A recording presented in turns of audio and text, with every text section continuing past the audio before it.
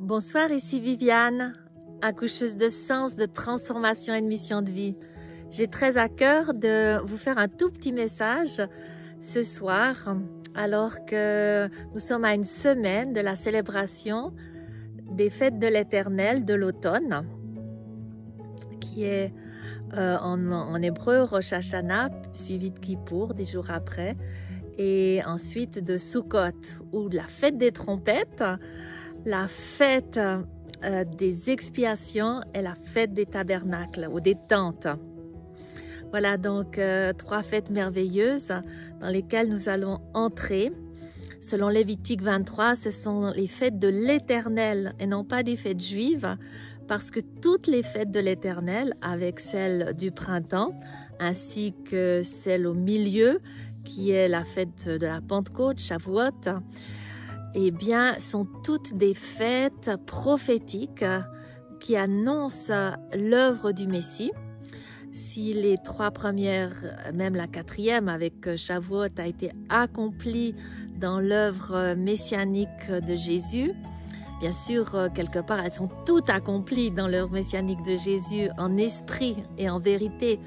mais dans les temps historiques, il reste encore la fête de l'intronisation des trompettes, où on sonnait des trompettes pour introniser un roi.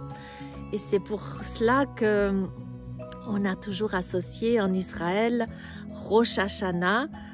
au début de l'année universelle, de l'année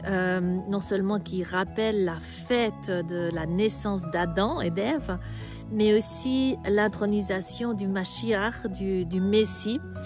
qui va venir s'installer à Jérusalem. Déjà en Israël, lorsqu'on lit les livres des rois et des chroniques, on dit qu'il y a une confusion souvent de datation, mais pas du tout, parce que certaines datations sont liées à l'intronisation du roi, donc elles commencent à partir de septembre, parfois octobre, et d'autres à partir de l'année qui commence au premier mois, selon la Bible, avec Pessah, suivi de la fête des pains sans levain et de la fête des premiers récoltes, des premiers fruits. D'ailleurs, Jésus est ressuscité comme le premier fruit de la résurrection avec quelques centaines de personnes pour annoncer la grande résurrection, justement, très possiblement à Rosh Hashanah, à la fête des trompettes, puisqu'il est dit qu'au son de la dernière trompette, eh bien, les morts en Christ ressusciteront et qu'avec eux, tous ensemble, nous monterons dans les lieux célestes. J'avais vraiment à cœur de vous inviter à reconsidérer ces fêtes de l'Éternel pour en faire des délices, pour en faire des moments d'approfondissement spirituel, des grands thèmes qui nous sont offerts par ces fêtes, et puis pour nous associer aussi au peuple juif. N'oublions pas que nous avons été greffés sur l'olivier et que sa sève peut nous traverser comme eux, de toutes les bénédictions, de toutes les révélations que Dieu veut nous donner durant ces fêtes. Et voilà, donc je vous invite de tout mon cœur à vous mettre